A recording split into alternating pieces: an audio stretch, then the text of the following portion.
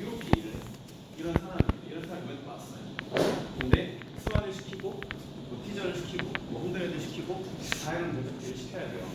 이때 어떻게 해야 될까? 이런 사람은 그냥 시키면 안 돼. 그냥 이 상태로 뭔가 운동이 되겠죠.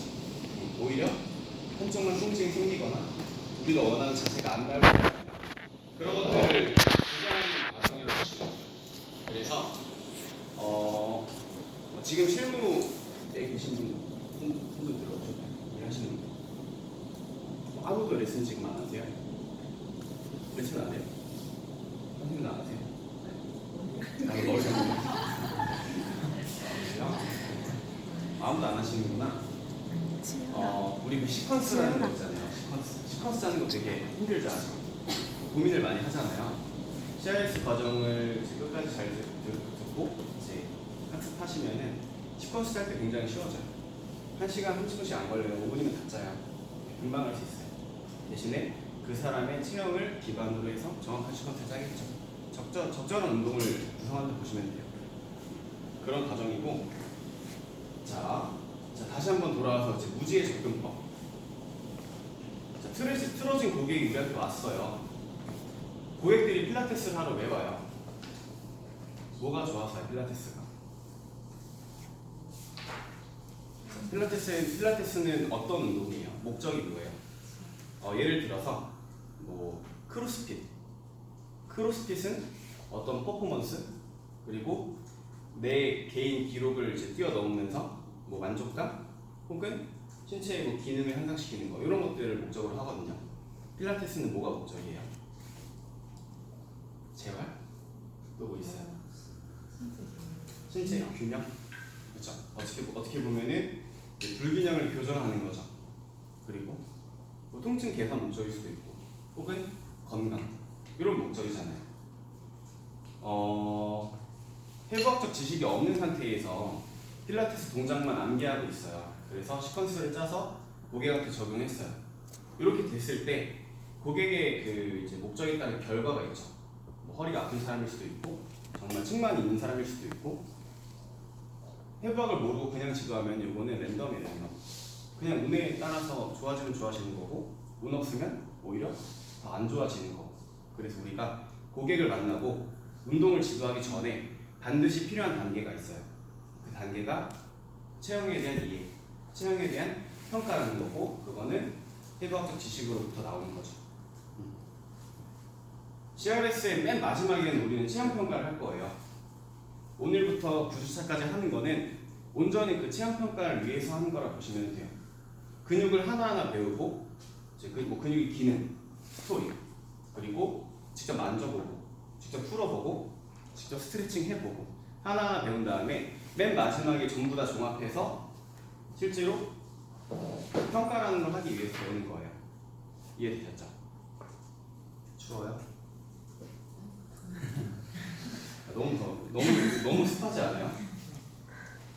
자, 그래서 신체 불균형 작용의 원리를 보시면 첫 번째로는 근길이 이론이 있어요. 근길이 이론. 자, 이게요. 저를 보세요. 또 똑같은 예를 들어드릴게요. 제 몸이 이렇게 되어 있어요. 이 상태에서 우리가 생각할 수 있는 근육이 뭐가 있을까요? 이런 문제 되게 짜증나죠. 그냥 탐구하는 그런 질문. 그래서 광배근 때문에 측골될 수도 있고 요방염 때문에 측골될 수도 있고 혹은 뭐 복사근 때문에 문제가 생길 수도 있고 혹은 우리 리케이지에는 물강근 때문에 문제가 생길 수도 있고 다양하죠. 외측에 붙어있는 모든 근육이 영향을 미칠 수 있잖아요. 자, 이렇게 됐어요. 이쪽 근육은 지금 어때요? 짧아져 있죠. 이쪽 근육은 늘어나 있어요. 뭔 말이냐면은 근육은 뼈에 붙어 있고요. 뼈의 움직임에 따라서 근육의 길이는 변해요. 이해되셨죠? 자, 이 상태에서 만약에 우리가 정상으로 만들어 줄 거예요. 가장 먼저 할 거는 이쪽을 풀어줘야겠죠. 짧아지고 뭔가 딱딱해지고 뭉쳐있으니까 얘네를 풀어서 늘려놓고 이렇게 하게 되면 정상으로 돌아오잖아요. 여기서 끝일까요? 근육은 이제 늘어나기도 하고 짧아지기도 한다 말씀드렸잖아요. 짧아진 친구를 정상으로 돌려놨어요. 근데 늘어난 친구는 그대로 늘어나 있잖아요. 얘만 늘어난다 해서 얘가 강화되는 건 아니죠. 그래서 일단 근육의 길이는 변하고요. 우리가 교정 운동하기 위해서는 근육의 길이를 평가하고 짧아진 친구는 풀어주고 늘려줘서 정상으로 만들어주고 늘어난 친구는 운동을 시켜서 정상으로 만들어주고 이 과정을 거쳐가는 거예요. 신체 불균형의 가장 기본적인 원리예요. 자, 뒷페이지 넘어가 볼게요. 보시면은 뼈막음 이론 있죠. 9페이지 상단. 이게 뭐냐면은 교통사고가 났어요. 교통사고가 나서 발목 부러지지 않죠. 걷다가 뛰다가 발목이 골절됐어요. 발목에 붙어있는 근육들에도 문제가 생기겠죠. 한쪽 발목만 부러졌네? 그러면은 그쪽 발목에 있는 근육들만 문제가 생기겠죠. 그래서 불균형이 생겨요. 이게 뼈막음 이론이라고 보시면 돼요. 이 뼈막음 이론이라는 거는 책이 없어요. 그냥 저희가 쉽게 설명드리려고 만들어 놓은 용어라고 보시면 돼요. 이해됐죠? 이거 첫걸음 해부학 때 다 얘기하지 않았어요? 안 했어요? 첫걸음 해부학 때 했던 거 기억 잘 나요? 나요? 아 진짜? 알겠습니다. 뒤에 있어요. 자, 넘어가서 신경막힘 이론. 우리 뇌에서 모든 근육을 지배해요. 근육에 명령을 내려요. 너 이렇게 수축해. 너 이렇게 움직여. 라고 명령을 내리는데 어떤 방해의 물체 때문에 뭔가가 이 명령을 방해해서 명령이 근육까지 도달하지 않으면 근육은 우리가 원하는 대로 수축하거나 움직이지 않겠죠. 이게 신경막힘 이론이라는 거거든요. 대표적으로 이런 게 있어요. 자, 적으세요. 손이 저려요. 손이 저리고 이쪽에 힘이 빠져요. 이쪽 근육이 문제가 아닐 수 있는 거거든요. 여기 사각근 쪽으로 그 상완신경 좀 지나가잖아요. 사각근이 긴장돼서 이쪽에 있는 신경을 눌러버리고 신경 전달이 차단되면서 저리고 그리고 제대로 수축을 못하다 보니까 근육이 점점점 약해지겠죠. 그러면서 좌우의 불균형이 생기는 거예요. 이런 식으로 그 문제가 있는 부위 자체가 원인이 아닐 수 있다는 거예요. 그 외에도 다른 원인이 있을 수 있다는 거죠. 자, 넘어가서 자, 10페이지 그 세 번째 그림 보시면 보시면은 근길이 중밀의 중요성 있죠. 요거는 반드시 알아두셔야 돼요. 그래프 보면 빨간색 그래프 볼게요. 액티브 텐션 써 있죠. 액티브 텐션. 우리가 운동할 때는 이 근육의 장력을 능동적으로 조절하죠. 수동적이라는 거는 타인이 조절해 주는 거고 능동적은 내가 스스로 하는 거잖아요. 운동은 능동적인 거죠. 그래서 우리 여기서 액티브 텐션을 볼 건데요. 자, 액티브 텐션이 가장 높은 지점이 길이를 보면은 수직선이죠. 레스팅미네스. 정상 길이일 때 가장 큰 힘을 낸다는 거예요. 근육은. 이해되셨죠? 자, 그래서 근육이 짧아졌건 늘어났건 반드시 정상 길이를 회복시켜주고 그 다음에 운동을 하셔야 돼요. 자, 공식은 존재해요. 근수축 종류 중에서 등척성 수축도 있고 등장성도 있고 신장성도 있고 뭐였죠? 제가 한글을 잘 몰라요. 익센트릭 컨센트릭. 익센트릭 컨트랙션이랑 컨센트릭 컨트랙션이 있어요. 늘어나면서 수축을 하는 게 있고요. 짧아지면서 수축을 하는 게 있잖아요. 보통은 단축된 근육은 일단 풀어주고 늘려주고 운동을 그대로 진행하는데 보통 늘어나면서 수축하는 운동을 진행하고요. 늘어나버린 근육은 풀어주고 짧아지면서 수축하는 운동을 진행합니다. 대표적으로 대흉근. 자, 대흉근 같은 경우는 라운드 숄더가 되면서 보통 단축되죠. 이 친구는 마사지 해주고 스트레칭 해주고 그 다음에 천천히 늘어나면서 수축하는 운동을 많이 해줘요. 반면 뒤에는 능형근 있죠. 능형근은 어때요? 어깨가 견갑골이 앞으로 전인되면서 뒤에서 늘어나죠. 이 친구는 짧아지면서 수축하는 운동을 진행해줘요. 이해되셨죠? 여기 좌측 하단에 보면 질문 6개 있어요. 이 질문 한번 보시고 생각을 한번 해보시면 돼요. 자, 너무 덥다.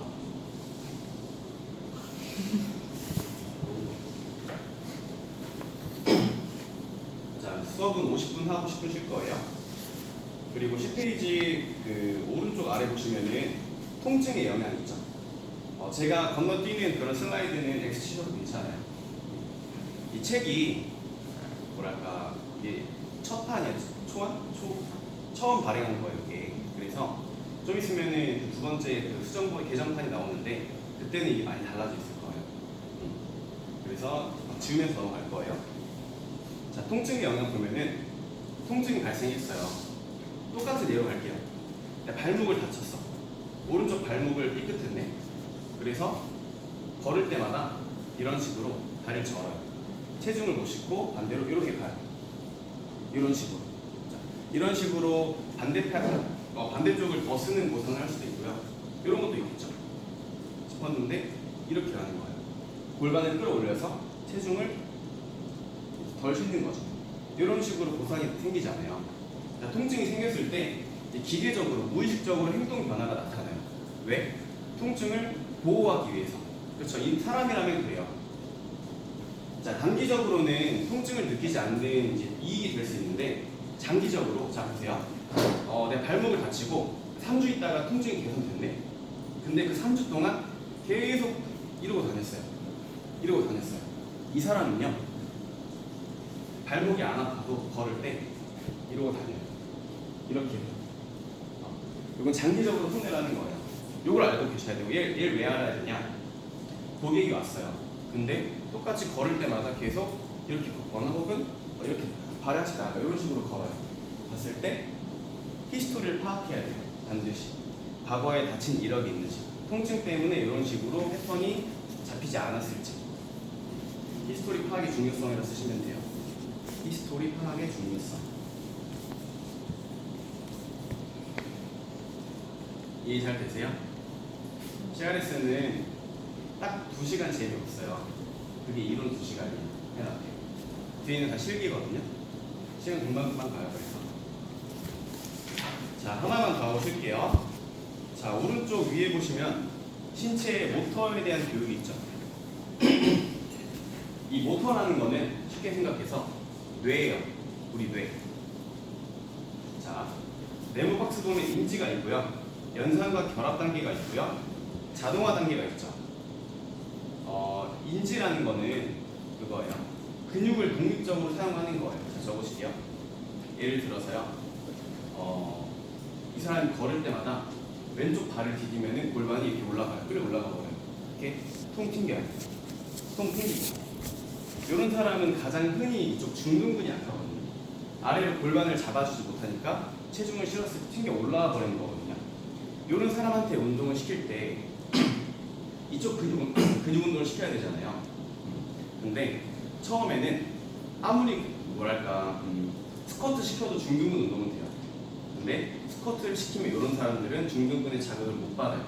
그래서 이 친구를 독립적으로 운동시켜줘야 돼요. 예를 들면은 사이드킥 혹은 이런 크렌치 같은 운동을 활용해서 이 친구가 독립적으로 시켜주는 게 인지 단계라고 보시면 돼요. 자, 그 다음에는 얘를 좀 썼어요. 그때 스쿼트를 반복적으로 수행시켜 주는 거예요. 그게 연상과 결합 단계라고 보시면 되고요. 사실 스쿼트는 운동으로 생각하시죠. 또 다른 관점에서 보면 스쿼트는 인체의 기본적인 움직임 패턴이에요. 사람의 움직임 패턴이라는 게 있어요. 자, 적으세요. 이제 보행, 걸을 때의 패턴. 이렇게 걸어요. 이렇게 안 걷죠. 이런 건 생각 안 해도 그렇죠. 걸을 때 당연히 이렇게 사선으로 걷는 거 아니에요? 그렇죠? 요거는 게이트 패턴이에요. 보행 패턴. 자, 그리고 바닥에 어떤 물체가 있어요. 이런 게 있어요. 이걸 집을 때 사람마다 패턴이 다르거든요. 근데 이 패턴에 따라서 그 사람의 그 구상 미래의 잠재적인 구상 요인이 보여요. 예를 들어서 지울셈 이걸 잡는데 이렇게 잡아요. 이렇게 잡아요. 허리를 숙여서 잡아요. 근데 내 뇌에 스쿼트라는 패턴이 제대로 인지되어 있어요. 그런 사람들은 가서 이렇게 잡겠죠. 허리보다도 하체를 더 쓰겠죠. 뭔 차이예요? 지율쌤이 이 리모컨을 1000번 잡았어요. 제가 스쿼트 하면서 1000번 잡았어요. 허리 아플 수 있겠죠. 이런 식으로 스쿼트도 어떻게 보면 인체의 기본적인 패턴이고요. 패턴이 안 나왔을 때는 어떤 문제가 생길 수 있어요. 그래서 여기서 얘기하고 싶은 건 뭐냐면은 이제 패턴의 자동화 단계가 있어요. 뭔 말이냐면은 우리 뇌에다가 다시 어떤 사람이 운동을 잘 못해요. 스쿼트라는 운동을 계속 생각하면서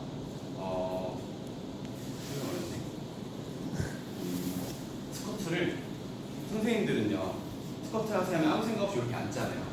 일반적인 회원님들은 어때요? 할 때 이렇게 하는 분도 있고 뭐 이렇게 하는 분도 있고 자동으로 이렇게 나와요. 그 사람이 스쿼트 하세요 했을 때 자동적으로 이렇게 나오기까지 해주는 단계라고 보시면 돼요.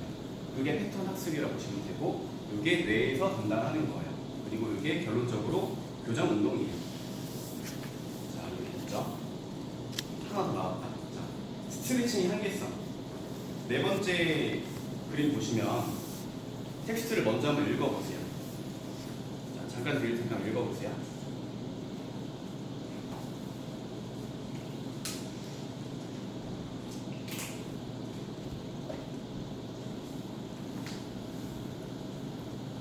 자, 이거 보셨죠? 뭔 말이냐면은 요 빨간색 세라밴드 4개가 있어요. 근데 쓰다 보니까 하나가 끊어졌네. 근데 우리 대표님은요 굉장히 절약 정신이 뛰어난 분이에요. 새로 안 사죠. 세라밴드를 붙여서 써야 돼요. 묶어서 썼어요. 세라밴드 끊어지면 묶어 쓰는 거 아시죠? 끊어진 부위를 묶었어요. 이 상태에서 4개를 동시에 늘렸을 때 끊어지지 않은 정상적인 3개는 제대로 늘어나겠죠. 장력이 고르게 분배되면서 잘 늘어날 거예요. 반면에 하나 끊어져서 묶어놓은 친구는 나머지랑 똑같은 길이까지 늘렸을 때 어때요? 그 묶인 부위는 늘어나지 않겠죠. 반면에 묶이지 않은 부위는 정상보다 더 늘어나겠죠. 예를 들어서 자, 사무직인 분들은 이렇게 일을 하죠. 이렇게 했을 때 어떤 근육이 단축될 것 같으세요? 조금 더 이제 1차원적으로 가서 자, 이두근이 단축되겠죠. 상완 이두근이 짧아질 거예요. 자, 상완 이두근은요 어디에서 어디 붙었어요? 상완 이두근은 관절을 하나 경류해요, 2개 경류해요? 2개 경류하죠. 장두랑 단두가 나뉘잖아요. 단두 같은 경우는 오해돌기라서 장두 같은 경우는 고랑 이렇게 빠지죠. 이렇게 짧아진 상태에서 짧아졌다 이두 스트레칭을 했어요. 늘렸어. 요때 요 부분은 정지부는 이미 짧아져 있잖아요. 뻣뻣해져 있어요. 그냥 스트레칭 하게 되면은 우리가 늘리려고 한 얘는 안 늘어나고 오히려 얘네만 더 늘어나요. 정상 길이보다 더 늘어난다 뭐예요? 근육은 부상이 생길 수 있다는 거죠. 똑같은 원리거든요. 이두 중에서 이 부위를 묶어놓은 세라밴드라고 보시면 돼요. 이 부위는 묶이지 않은 부위라서 늘렸을 때 정상보다 더 늘어나는 거라고 보시면 돼요. 이해되시죠? 그래서 근육이 어떤 뭐 길이 변화가 있을 때 그냥 스트레칭만 하게 되면은 이 친구는 정상으로 돌아오지 않고 오히려 더 큰 부상을 야기할 수 있어요. 자, 결론적으로 뭉친 근육은 스트레칭하기 전에 반드시 부드럽게 만들어주고 해야 돼요. 부드럽게 만들어주는 방법은 폼롤러, 땅콩볼, 마사지, 진동건 굉장히 많죠. 이해되셨죠? 그래서 우리는 긴장된 근육은 스트레칭 전에 반드시 근막 이완이라는 걸 할 거예요. 폼롤러 수업 중간에 잘 안 하잖아요. 맨 처음에 한 번에 싹 풀어버리고 가잖아요. 그 이유가 그거거든요. 또 한 가지만 예를 들어드릴게요. 자, 또 사무직인데, 자 보세요. 선생님들 지금 보세요. 앉아 있잖아요. 햄스트링은 어떻게 되고 있을까요? 햄스트링 길이 짧아져요. 또 다른 생각 없으세요? 늘어나요. 그렇죠. 자, 여기 보세요. 햄스트링은 어디부터 붙었죠? 좌골부터 뭐 비골로 붙었고 경골로도 붙었죠. 어쨌든 얘도 관절을 2개 경유해요. 이렇게 되어 있을 때 이 친구는 지금 짧아지고 있죠. 이게 해부학적 자세인데 굴곡했잖아요. 슬관절 굴곡이기 때문에 짧아져 있죠. 반면에 이 친구는 고관절이 굴곡되어 있기 때문에 햄스트링 고관절 신전근이죠. 늘어나 있죠.